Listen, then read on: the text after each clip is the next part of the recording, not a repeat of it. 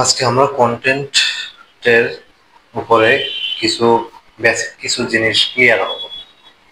তো একটা মানুষ যখন কোনো কিছু কিনতে চায় তখন দেখা যায় যে তার হচ্ছে সে তিনটা জায়গাতে বেশি খুঁজে। সেটা হচ্ছে যে 3F ফর্মুলা।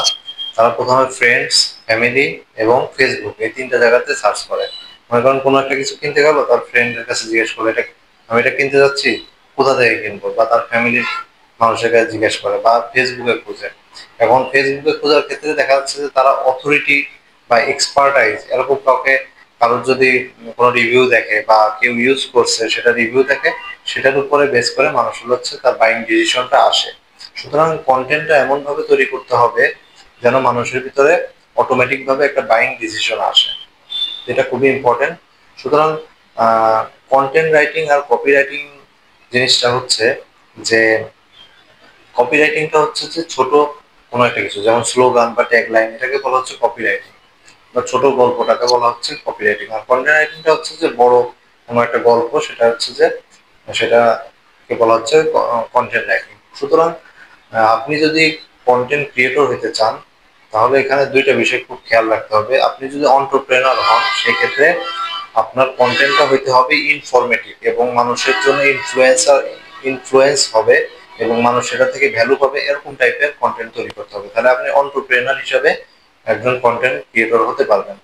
আর যারা আর কি আসলেই কন্টেন্ট ক্রিয়েটর বলতে, কন্টেন্ট ক্রিয়েটর বলতে বোঝায় যে তারা আর কি যে কোনো পোস্ট তৈরি করে বা ভাইরাল ভাইরাল ভিডিও তৈরি করে, বা কোনো একটা ড্যান্স বা কোনো একটা মজার ছলে কোনো একটা কিছু করলো বা ফানি কিছু করলো, এটাকে বলা হচ্ছে কন্টেন্ট ক্রিয়েটর। বাট এন্টারপ্রেনার হিসাবে আপনি কন্টেন্ট তৈরি করতে চাইলে আপনার ইনফ্লুয়েন্সিভ কিছু করতে হবে। এই জিনিসটা আমাদের ক্লিয়ার থাকতে হবে।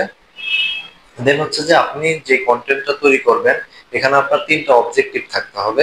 একটা হচ্ছে যে আপনার টার্গেট অডিয়েন্স কারা, আর আপনার হচ্ছে আহ, আপনার অবজেক্টিভটা আসলে কি। তা আপনার অবজেক্টিভের মধ্যে আপনাকে ক্লিয়ার থাকতে হবে যে আপনি কতটুকু রিচ করতে চান, কত কতটুকু সেল করতে চান, এবং আপনার হচ্ছে এটার জন্য এক্সপার্টাইজ কারা, এবং আপনি আপনার ব্র্যান্ড ভ্যালুটাকে কতটুকু ডেভেলপ করতে চান। এটার উপর বেস করে আপনি আপনার টার্গেট অডিয়েন্সকে ক্লিয়ার করে তারপরে আপনি কন্টেন্ট তৈরি করবেন, তাহলে আপনার কন্টেন্ট ক্রিয়েশনটা অনেক বেশি ইজি হবে।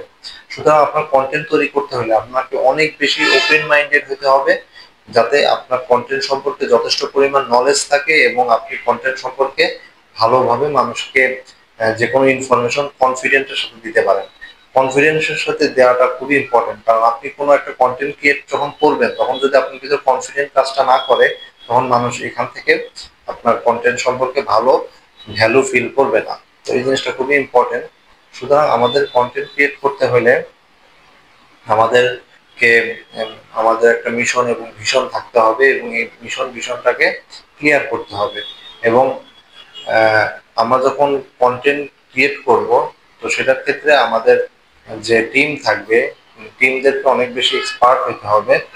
এবং আমরা যখন কন্টেন্ট ক্রিয়েট করব এবং আমার টিম যখন ভালোভাবে কাজ করবে, তখন একের সাথে এক যোগে তিন হয়ে যাবে, মানে তখন তিনজনের সমান বেশি আমরা কাজ করতে পারবো। সুতরাং কন্টেন্টটা এমন ভাবে তৈরি করতে হবে যেন মানুষ এখান থেকে সর্বোচ্চ পরিমাণ একটা ভ্যালু পায়। এই জিনিসটা আমাদের মধ্যে অনেক বেশি ক্লিয়ার থাকতে হবে।